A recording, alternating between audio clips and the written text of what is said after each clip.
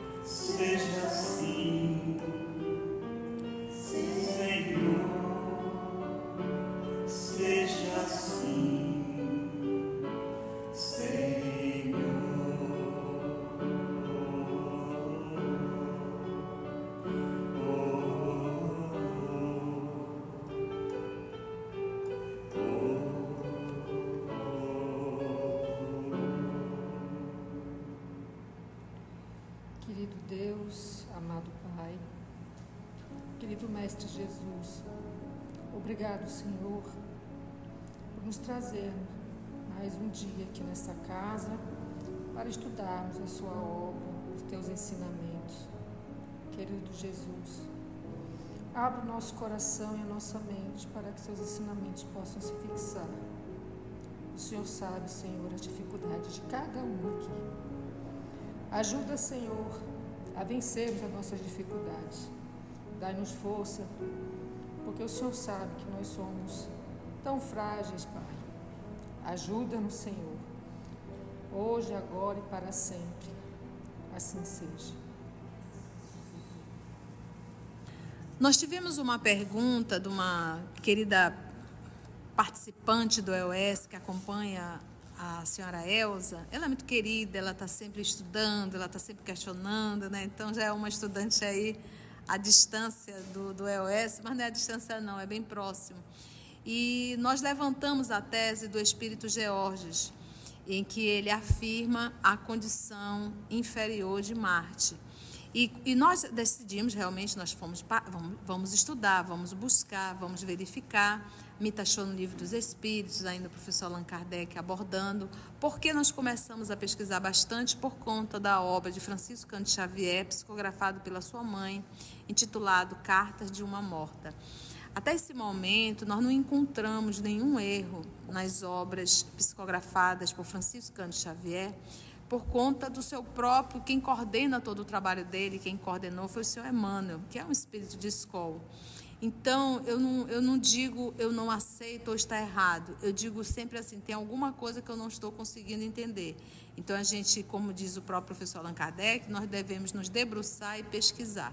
Então, quando nós pegamos a Revista Espírita de 1858, Revista Espírita de 1858, mês de março, olha como o professor Allan Kardec vai falar de Marte, porque o que nós lemos aqui foi a fala na íntegra de Georges.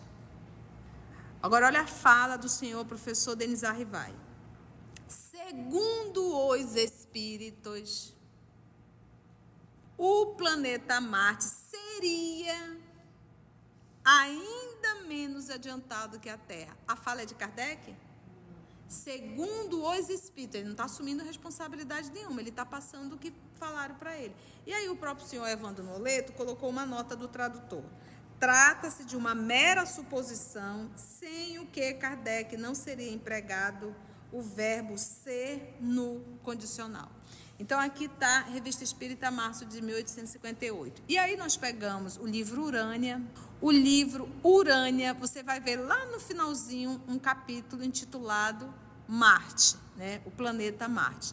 E o que o senhor Camille Flammarion, que foi um conterrâneo de Kardec, essa obra é 30 e poucos anos depois, se não me falha a memória, de 1858, 30 anos, lá está 1880 e pouquinho, em que ele afirma que Marte era um planeta inferior à Terra, mas como os seus habitantes são aqueles que fazem parte das 99% das ovelhas que ficam no aprisco, eles fizeram o caminho reto.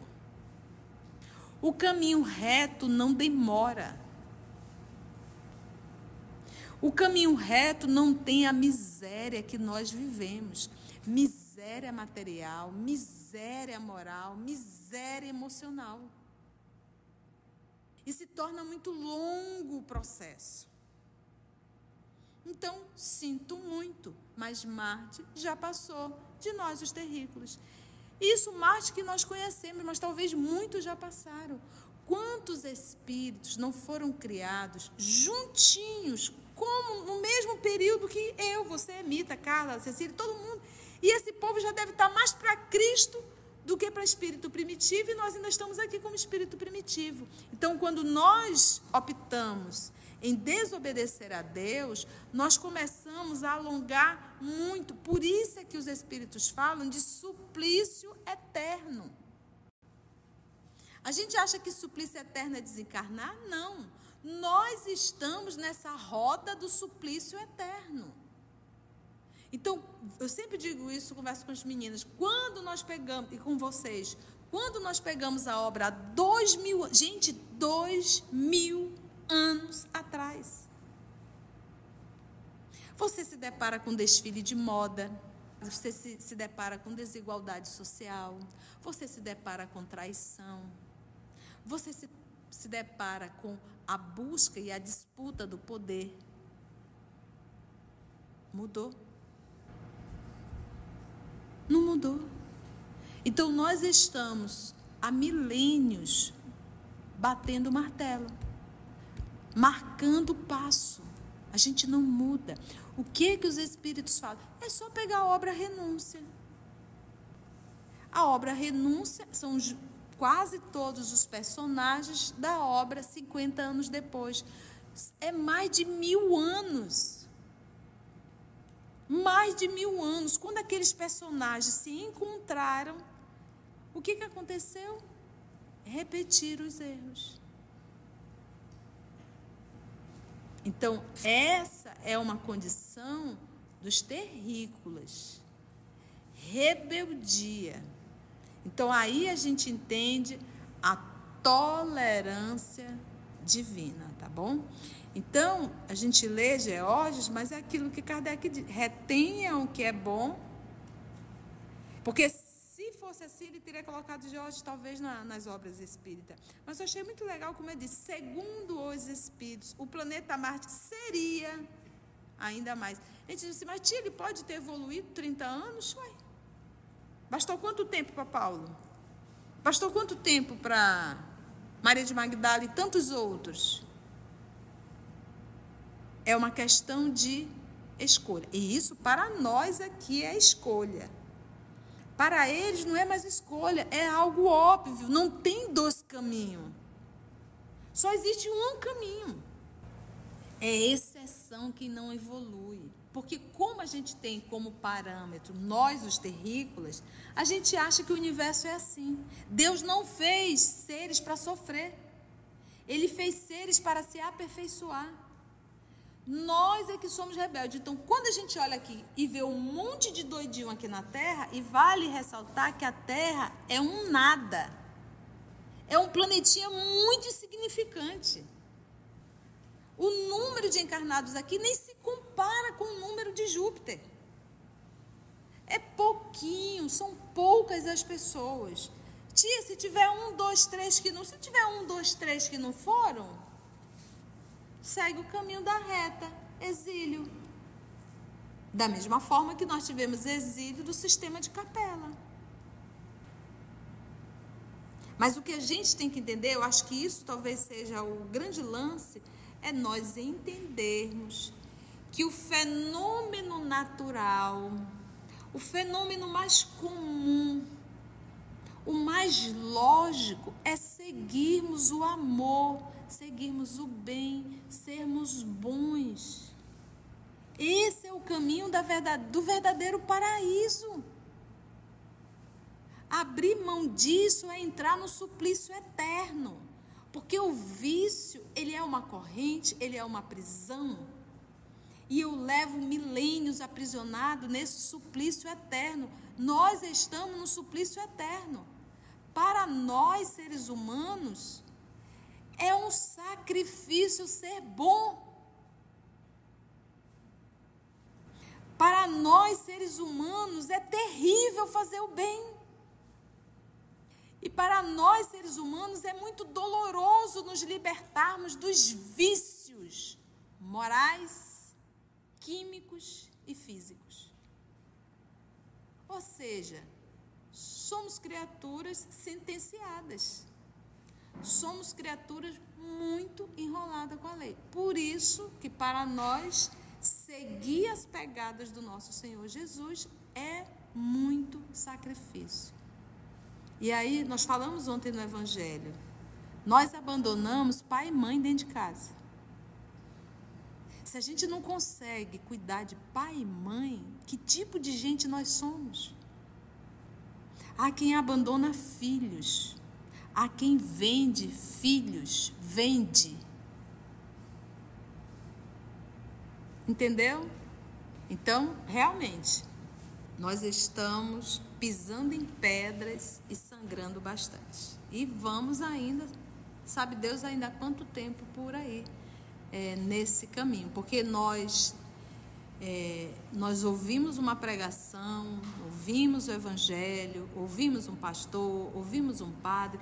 Dentro da própria instituição, a gente vê absurdos.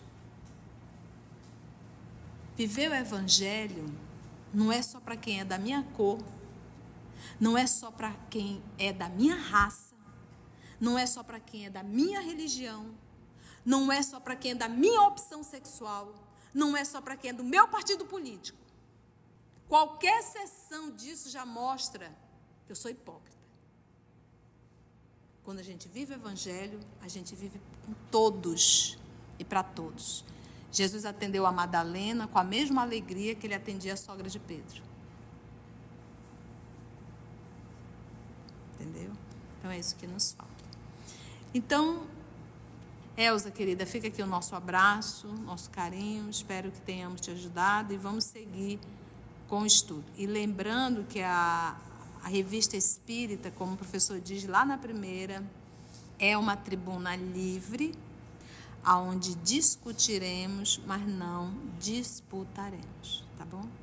Então, a gente tem que se desvencilhar dessa ideia que a evolução leva 1000 anos, 2000 anos. Não, gente, isso é eternidade. Não é assim, não. Por isso, a parábola de Adão e Eva. Por isso, a parábola da ovelha que se desgarrou. E foi só uma. E ele deixa nessa parábola 99 seguras. Ele deixou 99 seguras dentro do aprisco.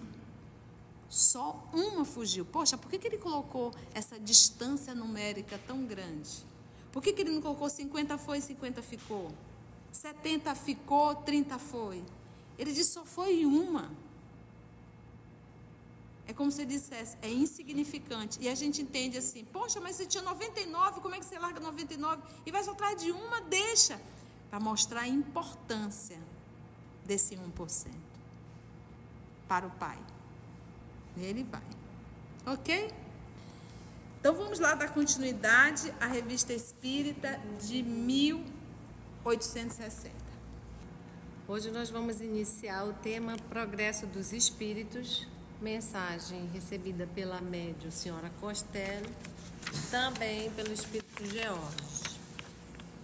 Para iniciar, nós vamos pegar as questões 230 e 231 do Livro dos Espíritos. Questão 230 é a que pergunta: o espírito progride no estado errante? Resposta: pode melhorar-se muito, sempre conforme a sua vontade e o seu desejo, mas é na existência corpórea que põe em prática as novas ideias que adquiriu. Questão 231.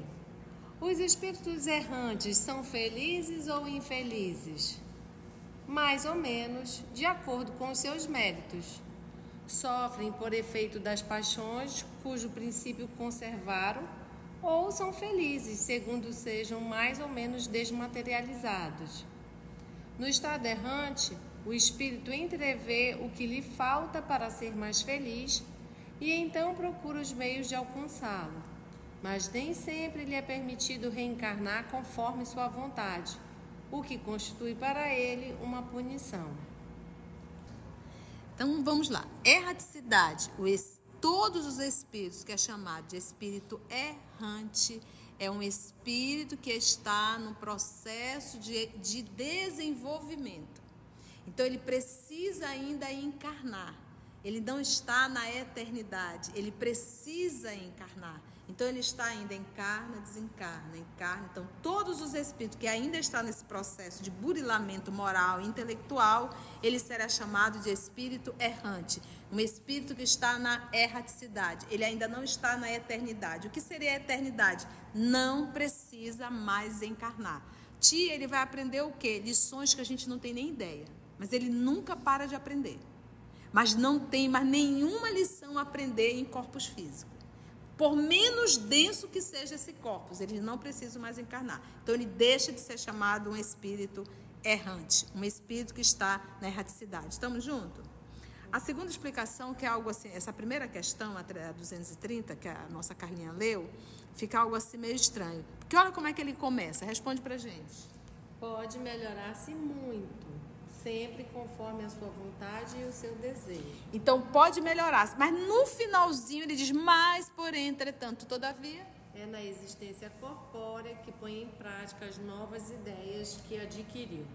O que nós temos de explicações de mundo espiritual? As obras de André Luiz. Então, vamos pegar o próprio, aquele que assina o pseudônimo de André Luiz. Ele estuda no mundo espiritual? Sim. Ele vai para os cursos? Sim. Ele está aprendendo? Sim. Ótimo. Isso tudo está ficando no arquivo dele. Tudo que ele está aprendendo, ele não vai perder. Quando ele reencarnar, ele vai voltar para o ponto que ele parou. Lembra que ele foi praticamente um suicida, porque ele era da área da saúde, ele era médico. Adquiriu sífilis e um câncer, se não me falha a memória, no estômago. Porque abusou da alimentação, abusou do sexo. Então, e era alguém da área da saúde. Então, ou seja, ele, quando ele reencarnar, ele parou no ponto da evolução dele. Ele vai voltar para o mesmo ponto. E aí, ele deverá colocar em prática o que ele aprendeu. É a prática aqui na Terra que vai proporcionar que ele avance nesse gráfico da evolução. Entendestes? Mas ele vem com recursos. É um filho teu que foi fazer uma prova, bateu 0. Na prova bateu 0. Você, na condição de mãe, leva o menino para a aula de reforço. O menino começa a estudar mais. Só o fato dele estar estudando já fez com que a prova virasse 10? Não. Vai ser necessário que ele volte para a sala de aula, que ele faça a prova, mas ele tem recursos agora. Ele estudou mais. Ele está tendo uma nova oportunidade. E aí ele vem para a prova. Ele poderá tirar um 10 ou não. Aí vai depender do esforço dele. Se ele tirar 10, a partir daí foi que ele passou. Então, no mundo espiritual, e sempre existiu isso. Por isso, a desencarnação. Eu tenho que me identificar com a minha essência espiritual. Então, cada retorno nosso à vida espiritual, a gente aprende algo da vida espiritual. Eu preciso desse intercâmbio. Quando você está fazendo inglês, você não faz o intercâmbio para fixar o idioma?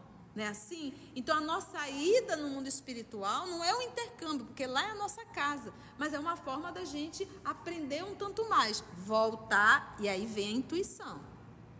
A intuição é algo muito forte dentro da gente, só que a gente não atende. Esse que é o problema, esse é o livre-arbítrio. A intuição nos diz o caminho muitas vezes. Não faça isso. Não vá por aí. Abra a mão. Mas a gente teima. E a gente teima por conta da vaidade, do orgulho e do egoísmo. E aí a gente paga um alto preço. Então, que a gente entenda. Eu vou aprender no mundo espiritual? Vou. O fato de eu aprender no mundo espiritual já garante a minha evolução? Não. O que me garante a mudança dessa grande reta, desse processo de evolução, é quando eu coloco em prática o que eu vivi. Aqui, nós estamos aprendendo aqui dentro do centro? Sim. Isso já garante a minha evolução? Não.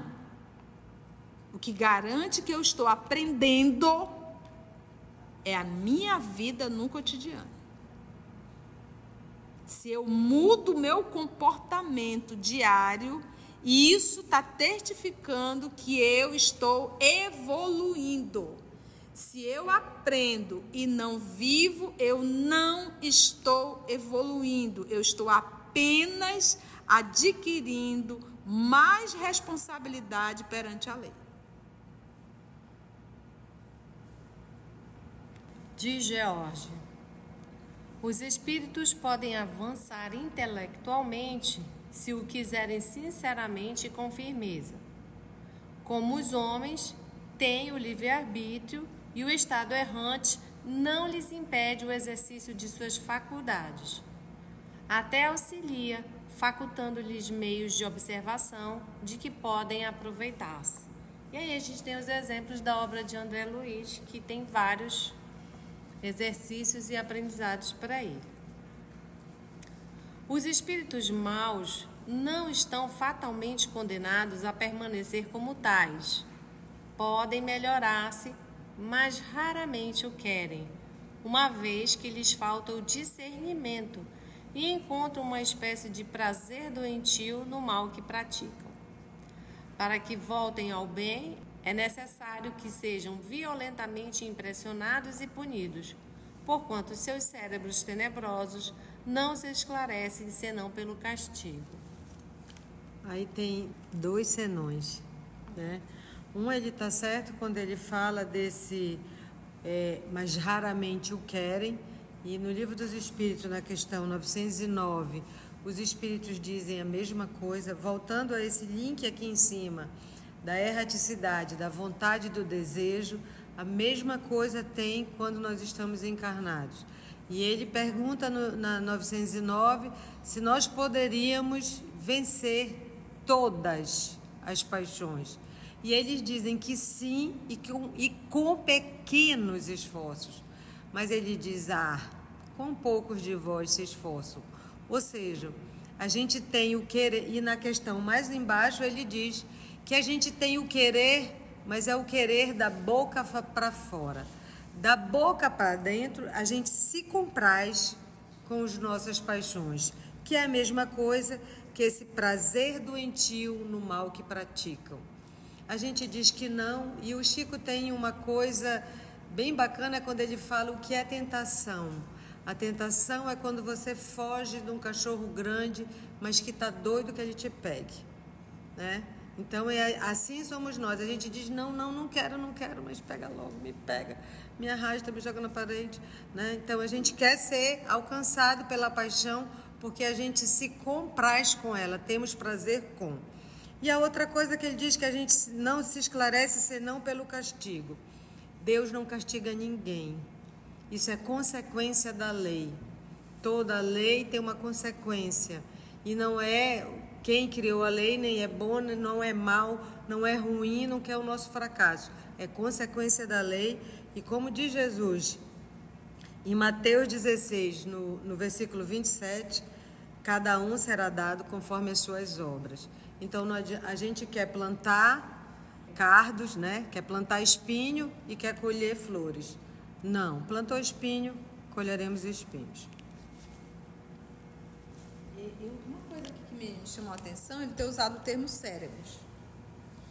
Porquanto seus cérebros tenebrosos não se esclarecem senão pelo castigo. Então, a gente para pensar. A máquina cerebral, ela é responsável em criar o mal? Não. Quem é que cria o mal? O espírito. O espírito, a mente. A mente é que é viciada. Eu posso, através da minha mente, dos meus vícios, promover um vício químico, em que o corpo sente falta, mas não é só o corpo, porque a alma, primeiramente, é viciada. E eu achei interessante que ele colocou aqui algo, então não põe culpa no coitado do cérebro, não, tá? Ele é uma roupa. Ele é apenas uma roupa. Quem diz o que tem que fazer somos nós. Agora, se ele fala de cérebro como corpo, e ainda não muda nada, porque o corpo, ele é uma roupagem, o corpo não pensa. O corpo não pensa. Somos nós que direcionamos o corpo. Para tudo, a gente direciona cada célula do nosso organismo. E ele diz, porquanto seus cérebros, vamos colocar aí, suas mentes tenebrosas, não se esclarece senão pelo castigo. E ele fala de punição e castigo. Então, o que a gente vai aprendendo? Quem com ferro fere, com ferro será ferido. Muitas vezes, e aí a misericórdia divina, ela vai fazendo assim, ó. Ela puxa a orelha, depois ela puxa um pouco mais e torce. Daqui a pouco ela levanta um pouquinho mais, vai ponto a ponto. A dor extrema já é o último recurso. E antes de chegar nessas puxadinhas, ele ainda usa várias formas para ver se te coloca no eixo novamente. Já um espírito rebelde. Até nós chegarmos do nível de uma prisão total. Em que você nasce preso numa cama. Nasce preso num corpo. Você perdeu totalmente o seu livre-arbítrio. Então, esse já é E quando o papai faz isso, não é para te punir. Ele faz isso para você não arrumar mais encrenca. Porque se te der saúde, é só observar. A grande maioria dos terrícolas com saúde estão fazendo o quê? Então, para você não se comprometer mais, o papai tira a tua liberdade de ir e vir, porque virou uma libertinagem, e para ainda assim proteger os outros irmãos teus. Caim, que fizestes ao teu irmão? Então, essa pessoa com saúde de novo, ela ia arrumar mais débito e iria prejudicar mais pessoas. Então, é melhor reter. Entendeste?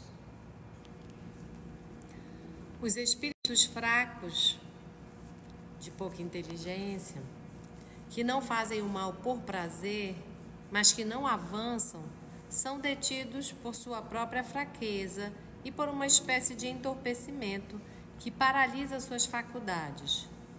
Vão sem saber aonde. Passa-se o tempo sem que o avaliem. Poucos se interessam pelo que veem. Disso não tiram proveito ou se revoltam. Quanto a espíritos fracos, olha, interessante. Carla falou espíritos fracos de pouca inteligência. A gente pode fazer espírito fraco em contrapartida com espírito forte. Não existem espíritos fracos e espíritos fortes. Existem espíritos que se esforçam, que empregam a sua vontade, o seu desejo para fazer o que quiserem. Se não dizer assim, Conceição é um espírito forte, então eu sou um espírito fraco, ela pode mais que eu. Não existe isso na criação. Deus nos cria todos iguais. Cada um caminha conforme o seu empenho. O que fraca é a vontade. O que fraca, como ele diz assim, não fazem o mal por prazer. Então, se eles não fazem o mal por prazer, mas mesmo assim se praticam o mal, nós, vamos dizer nós aqui, quando a gente faz uma bobagem, quando a gente faz alguma coisa, poxa, eu me arrependo, né? Não devia ter feito. Mas, no fundo, quando a gente está tomado pela ira, pelo ódio, não tem quem nos demova. A gente pode se arrepender depois, dizer, não, mas eu não fiz por mal, nem tive gosto. Mas teve sim, a gente só não sabe nomear o que a gente fez. Então, a gente precisa desse empenho e dessa vontade. Senão, a gente podia dizer, Maria de Magdala, que era uma prostituta, que tinha 7 demônios, como é que ela conseguiu? Então, ela era um espírito forte e os outros não eram. Então, cada um de nós tem o seu empenho, a sua vontade, o seu desejo, e se a gente se empenhar nisso, avançaremos. Muito legal. Se nós formos para a colocação da Carlinha também, porque as palavras, os conceitos da época de um ser inteligente era um espírito forte, então se denunciava uma pessoa inteligente. Espírito fraco, uma pessoa com menos informações. Mas se nós pegarmos a tese da nossa querida Aramita também, nós vamos parar e pensar assim, nós somos espíritos fortes ou espíritos fracos? Fracos.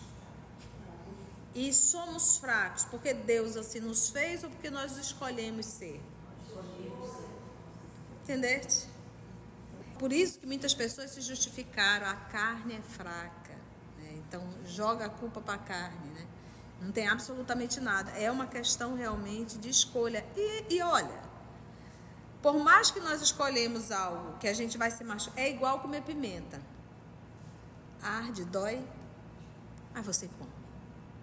Você come algo que te faz sentir dor, porque você gosta dessa dor. Então, assim somos nós. A gente sabe que vai sentir dor, mas a gente faz. A gente é capaz de trair a esposa, trair o esposo. A gente sabe das consequências, mas a gente faz. A gente assina um papel, vai ganhar um dinheiro, a gente sabe que nós poderemos ser pego ali na curva e ser uma vergonha, mas a gente faz. Então, a gente sabe as consequências, a gente sabe da dor, a gente sabe o perigo, mas a gente quer passar por essa dor. E também não confundir vontade com disposição. Mas essa sem disposição seria acionada por quem? Não estou com vontade, a vontade é uma coisa. Sim.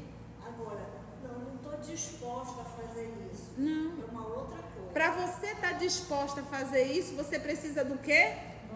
Vontade. Pois é. É por isso, Cecília, quando a gente estuda a obra, por isso que eu queria saber o teu conceito, do que você estava falando. Quando a gente pega a obra Pensamento e Vida, quem é a gerente de todos os departamentos? Então, é ela que é o pontapé para tudo. Então, se eu não tenho... Eu tenho vontade para alguma coisa. Todos nós carregamos vontade. Ninguém está sem vontade. Só que nós não temos vontade para as coisas boas. Você é capaz de sair na escuridão, à noite, escondido, fazer mirabolante, porque você tem vontade de ir lá e fazer aquele trem errado. Mas você faz. Para isso, você acionou o quê? A vontade. Então, o que nos falta é a gente dar um bom direcionamento à nossa vontade.